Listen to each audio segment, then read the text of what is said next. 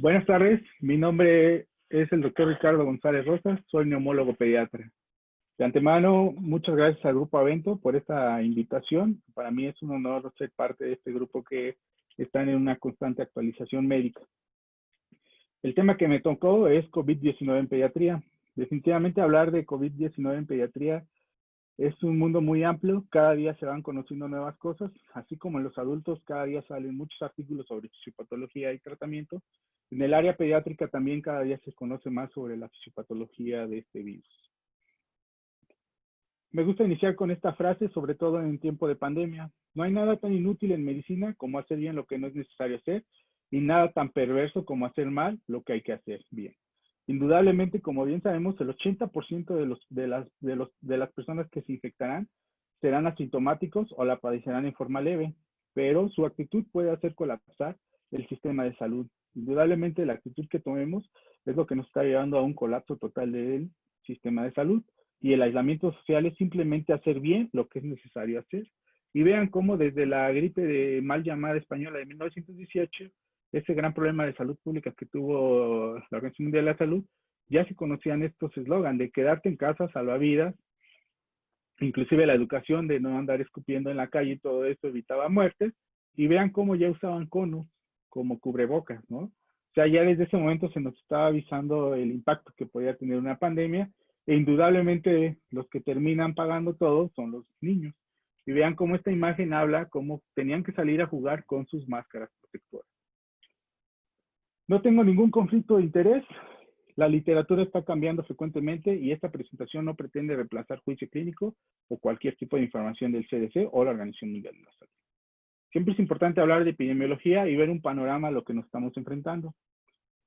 A nivel mundial, vean, este es un mapa que cada día se está actualizando y vean cómo actualmente estamos con 10.664.000 infectados a nivel mundial. Y si nos vamos a la casilla de en qué lugar está México de infectados, vean que estamos en el lugar 10, con 231.770 casos de infectados. Y si nos vamos a la casilla de muertes, de mortalidad, vean cómo ya estamos en el sexto lugar, con 28.510 muertes. Indudablemente aquí nos podemos dar que los países tercermundistas somos los más afectados, ¿no? Brasil siendo ya el primer lugar, y nosotros en algún momento considero que vamos a llegar en esa tasa de mortalidad muy importante. Hablando de epidemiología en pediatría, cuando esto inició, el 24 de enero, Lancet publica una serie de 41 pacientes de Wuhan, donde aún no se documentaban pacientes pediátricos. Pero, sin embargo, el 2 de febrero del 2020 se publica el primer paciente pediátrico en Shanghái, por Cai et al. Ahora, hasta el momento hay 21 publicaciones en las que se describen niños, y gracias a estas publicaciones, la Organización Mundial de la Salud tomó 7 de estas publicaciones, donde tomó los periodos de incubación con una mediana de 5 a 6 días, con un rango de 0 a 14 días.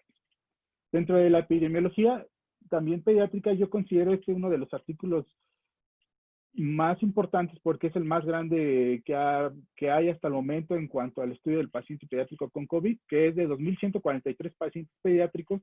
Es un reporte del Centro de Control y Prevención de Enfermedad en China, que va del 16 de enero al 8 de febrero del 2020. 34 pacientes confirmados con laboratorio y 65.9 como casos sospechosos, de los cuales 56.6% fueron hombres y tiene un rango de edad de 1.5 meses a 17 años. De los 2.143, solamente un muerto, y casos severos y críticos, solo el 5.9%. ¿Y cómo está el panorama en México? El panorama en México pues no es nada alentador. Vean cómo hasta el 30 de junio teníamos 5.404 casos confirmados en México en el área pediátrica. Indudablemente la edad más golpeada son los adolescentes de 12 a 17 años, con 2.513 infectados, y vean la tasa de mortalidad que tenemos, 94 defunciones hasta el momento. Indudablemente somos el país que tiene la mayor tasa de mortalidad en pacientes pediátricos con COVID. Y eso es una situación muy preocupante. ¿Qué podemos decir sobre COVID en pediatría? Pues como bien sabemos, va a afectar a niños de todas las edades, van a ser susceptibles al COVID. Más del 90% son asintomáticos, con casos leves o moderados. Comparado con pacientes adultos, la incidencia es mucho más baja. y las manifestaciones clínicas son menos severas y la tasa de fatalidad es más baja respecto a los pacientes adultos.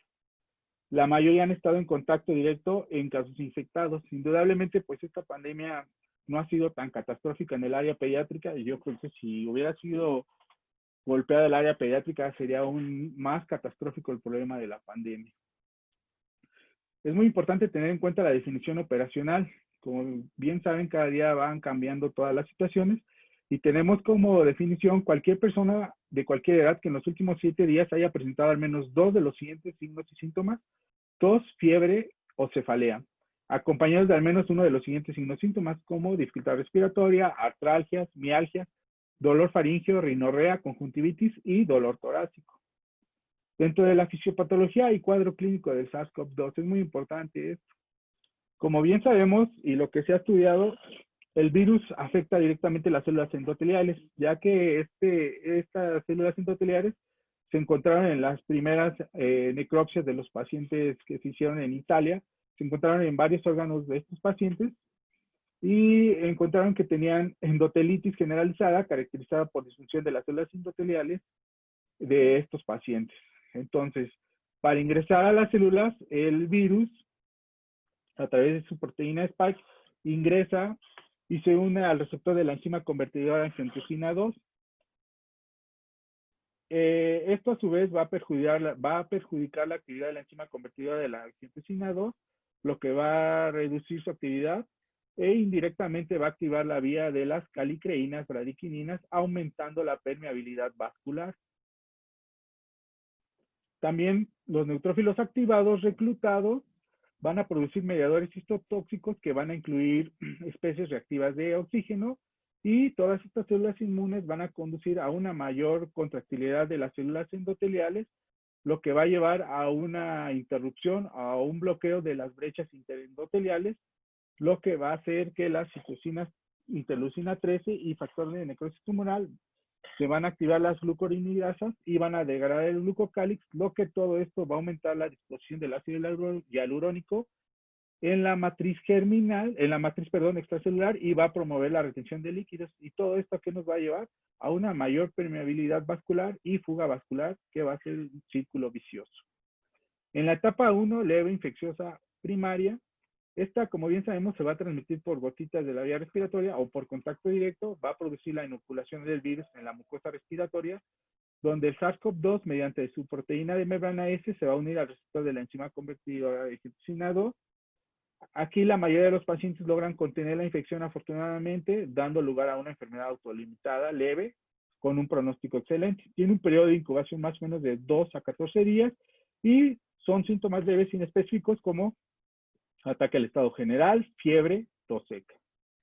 La etapa 2, que es la moderada o ya con un compromiso pulmonar, aquí el virus ya va a alcanzar todo el tracto respiratorio inferior, generando una inflamación localizada, donde vamos a encontrar un daño bilateral difuso y exudados fibromixoides con una formación de membrana hialina y infiltrados linfocitarios, que esto nos va a llevar a todo lo que es el edema y a la fuga capilar.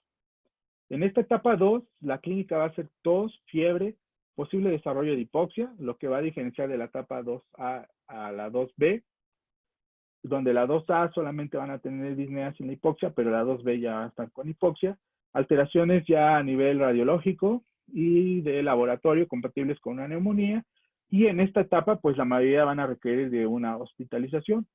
Y la etapa 3, que es la grave o de hiperinflamación sistémica, una minoría de estos pacientes van a pasar a esta etapa que se va a manifestar como un síndrome de hiperinflamación sistémica extrapulmonar, la cual se va a dividir en 2 fases, que va a ser la respuesta inflamatoria primaria y la respuesta inflamatoria secundaria. Dentro de la respuesta inflamatoria primaria, que va a ocurrir de forma temprana, posterior a la infección y sus características, aquí va a haber una replicación viral rápida y activa con una apoptosis masiva de las células epiteliales y endoteliales, con lo consiguiente nos va a dar una fuga vascular y liberación de todas las citoquinas y quimioquinas proinflamatorias, causando una piroptosis en macrófagos y linfocitos. Y produciendo también una regulación baja de la enzima convertidora de angiotensina 2, que producida por las proteínas, por la proteína S de membrana del SARS-CoV-2, que nos va a llevar a una difusión del sistema renina-angiotensina con una amplificación de la inflamación que todo esto se va a traducir en un edema pulmonar. La respuesta inflamatoria secundaria pues va a iniciar con la generación de una inmunidad adaptativa y aparición de un anticuerpo neutralizante, siendo de los más importantes el IgG anti-S, que este nos va a dar un daño pulmonar persistente con un riesgo de muerte importante. La IgG anti-S va a alterar la polaridad de los macrófagos, promoviendo la producción de la interleucina 8 y el MPG1 a nivel pulmonar, y todo este inicio de la actividad inflamatoria va a estar mediada por la unión complejo formado por el IgG anti-S más el virus, lo que nos va a llevar a una activación de la vía clásica del complemento, llevando a un mayor daño celular. Y vean aquí cómo el SARS-CoV entra al tracto respiratorio superior, pasa al tracto respiratorio inferior. Si hay una viremia leve, pues afortunadamente se queda en algo asintomático. Pero si se activa la IgG anti-S, nos va a dar una amplificación de la infección dependiendo del anticuerpo, ¿no? Si hay una mayor amplificación, va a haber una replicación viral en varios órganos blancos que nos va a llevar a una sepsis viral, a una respuesta inflamatoria sistémica y a un daño multiorgánico, que esto nos va a llevar a un síndrome respiratorio agudo y a una muerte. Y también se puede ir por la vía de la sobreactivación de las células T, una regulación baja de la enzima convertidora de angiotensina 2, disfuncionando el sistema de renina-angiotensina con una disfunción inmunológica, y esto nos va a llevar a la permeabilidad vascular pulmonar, el edema pulmonar, a la tormenta de citoquinas y, por consiguiente, al síndrome respiratorio agudo y a la muerte. Y dentro de los estadios, como ya lo vimos en este cuadro, en el estadio 1, que es la fase de respuesta viral, pues van a ser síntomas muy leves, ¿no? Tos seca, diarrea, fiebre por abajo de 38 grados y cefalea, ¿no? El estadio 2, vean como del 2A al 2B, el 2A solamente va a tener disnea y el 2B hipoxia, y el estadio 3, que es el síndrome de respuesta agudo, el síndrome de respuesta agudo que va a tener la hiperrespuesta del paciente. ¿Qué pasa? Se empezaron a dar cuenta que el 27 de abril en el Reino Unido y en Italia empezaron a haber pacientes con síntomas parecidos a la enfermedad de Kawasaki y un síndrome de choque tóxico. Pero estos tenían una hiperrespuesta inflamatoria muy importante y lo empezaron a llamar como un choque hiperinflamatorio pediátrico. Gracias a esto, el Royal College lo definió como niño con fiebre persistente de inflamación, con neutrofilia, PCR elevada y linfopenia, con evidencia de disfunción orgánica, choque, afección cardíaca pulmonar, riñón, gastrointestinal y neurológico, con o sin datos de enfermedad de Kawasaki. Excluyeron sepsis bacteriana o síndrome de choque tóxico, y estos pacientes tenían PCR positiva o negativa a SARS-CoV-2, de acuerdo a la definición del Royal College. De acuerdo a la CDC, si se dan cuenta, pacientes menores de 21 años de edad, fiebre y evidencia de laboratorios de inflamación, con evidencia de enfermedad severa, requiriendo hospitalización con involucro multisistémico de más de 2 órganos. Infección reciente a SARS-CoV-2 por PCR corroborada, serología o antígeno o exposición a COVID-19 reciente 4 semanas previas al inicio de los síntomas. Y este cuadro es un cuadro donde se dividen los criterios del síndrome de respuesta inflamatoria asociada a COVID-19. Y vean, como ya vimos, los del Royal College dicen fiebre mayor de 38.5, no especifica el número de días, la edad, pues solamente dicen, o sea, pediátricos.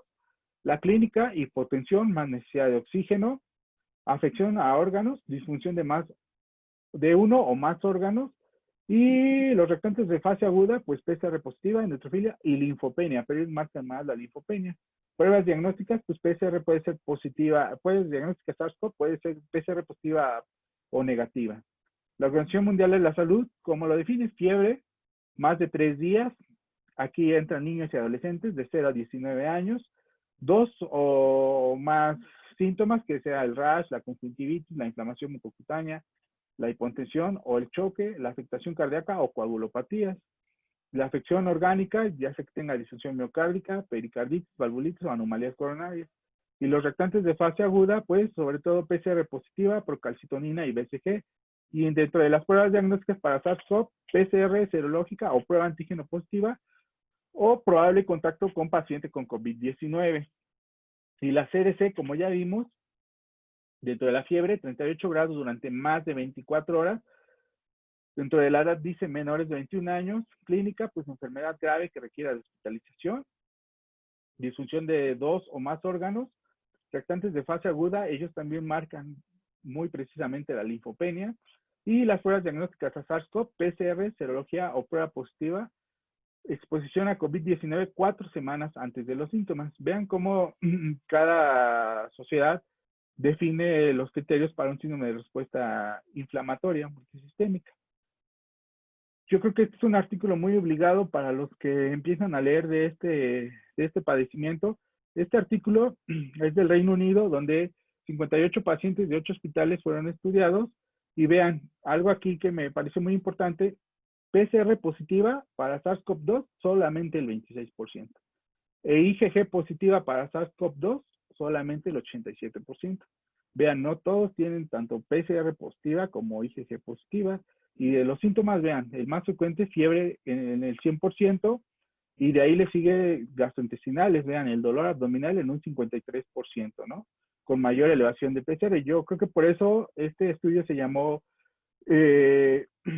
síndrome inflamatorio multisistémico temporalmente asociado a SARS-CoV-2. Temporalmente asociado porque vean, no todos salen positivos para PCR y para IgG.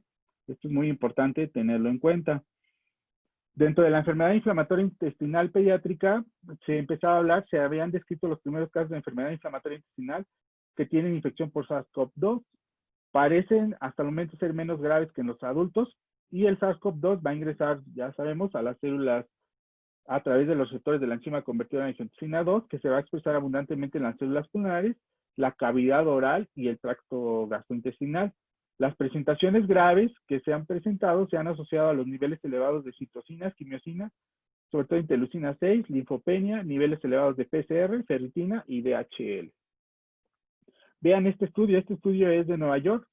Son síntomas gastrointestinales como presentación principal del síndrome inflamatoria multisistémica, experiencia en un centro de 44 casos. Y lo que me llamó la atención de este estudio, vean cómo los hispanos, el 34% lo presentaron, ¿eh? O sea, y es lo que estamos viendo actualmente en el paciente pediátrico, o en nosotros los mexicanos, como síntoma principal, sí presentan síntomas gastrointestinales, ¿no? De ahí, pues, presentan el ultrasonido abdominal en 15 pacientes de este artículo, 2 con adenitis, 6 con colecistitis calculosa o asitis, y vean, manifestaciones gastrointestinales del 84.1%. Pero vean, los hispanos somos los que presentamos mayores problemas gastrointestinales asociados a este síndrome de respuesta multiinflamatoria. En este estudio también vean cómo la mayoría de los pacientes presentaron como síntomas conjuntivitis vulvar, el 89%, el enrojecimiento de los labios, el 54%, la linfadenopatía cervical, el 60%, y el rash cutáneo en un 57%. Por eso lo asociaban o parecía la enfermedad de Kawasaki. Pero vean otros síntomas muy importantes, síntomas neurológicos en un 31%, los respiratorios en un 34% y la disfunción ventricular izquierda en un 100%, ¿no? De los cuales pues solamente el 17% con dilatación coronaria y pericarditis el 8%. Vean cómo es muy importante cómo se ha estado presentando. Este también es de un estudio, de un grupo de estudio de unos franceses donde más o menos igual presentaban el mismo porcentaje de síntomas que tuvieron los pacientes. Y vean cómo dentro de los síntomas neurológicos el 56% se presentan, de los gastrointestinales el 81% y indudablemente el problema cardíaco con pericarditis el 25%, miocarditis en un 44% y 86% en forma severa. Esto es muy importante, por eso ellos, los franceses, lo empezaban a llamar como CAWA COVID-19. Dentro de los exámenes de laboratorio, siempre es muy importante ver el panel viral, buscar coinfecciones, hay que hacer diagnósticos diferenciales y en todo paciente grave, el panel viral. Hemograma, la biometría hemática, indudablemente buscar linfopenia en un 40% de los casos se va a presentar, neutrofilia, neutropenia en coinfección bacteriana. La proteína, a los reactantes de fase aguda, siempre es bien importante solicitarlos, proteína C reactiva, BCG y procalcitonina, sobre todo si está muy elevada, sospechar en una coinfección. Indudablemente pedir fibrinógeno, dímero D y tiempos de coagulación y DHL. Y como es un síndrome de respuesta multiinflamatoria y como ya vimos que también tiene una afección cardíaca, pedir troponina y pro-BNP, así como niveles de interleucina 6, las pruebas de función hepática completa, albúmina, sodio, un ecocardiograma y una tomografía pulmonar de alta resolución. Es muy importante dentro del tratamiento. Actualmente se sigue discutiendo sobre el tratamiento.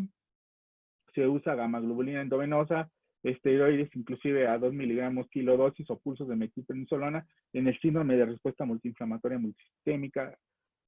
Bloqueadores de interleucina 1 como anaquina, tocilizumab o bloqueadores de factor de necrosis tumoral en algunos casos y considerar el uso de heparina. Este es un cuadro este es un diagrama que se está usado para el diagnóstico de un síndrome de inflamatoria multisistémica y vean cómo este es más del CDC, que va de pacientes de 0 a 19 años, y cómo se tiene que hacer todo el abordaje. O sea, no nada más es casarse con un solo diagnóstico, tenemos que hacer diagnósticos diferenciales y una toma de decisiones adecuadamente. Como conclusiones, pues conocimientos previos ayudaron al abordaje y tratamiento de estos nuevos síndromes relacionados a SARS-CoV-2. Hay nuevos retos, reconocer casos de síndrome inflamatorio multisistémico, particularmente los que no se parecen a la enfermedad de Kawasaki, y esto es muy importante, es un tratamiento multidisciplinario, no es tratamiento de una sola especialidad, tiene que ver infectólogos, neumólogos, intensivistas, urgenciólogos, cardiólogos. Indudablemente, urgenciólogos es un tratamiento multidisciplinario muy importante. Y concluyo también que la medicina es la ciencia de la incertidumbre, como afirmó Ogle, que la gente reaccionó en forma ambivalente y se vio lo mejor y lo peor de la condición humana, y que la desigualdad en salud sigue siendo la peor de las desigualdades, e indudablemente el coronavirus llegó para quedarse. Termino con esta imagen. Esta imagen podríamos decir que es una imagen catastrófica, ¿no? Cuando vemos una bomba atómica decimos que es una catástrofe. Pero hoy por hoy yo me quedo con esta imagen. Yo creo que esto es más catastrófico hoy por hoy. Esto de aquí en adelante, en los siguientes años, va a matar a millones de gente. Muchísimas gracias. Y cualquier duda, con gusto, estamos para resolverla.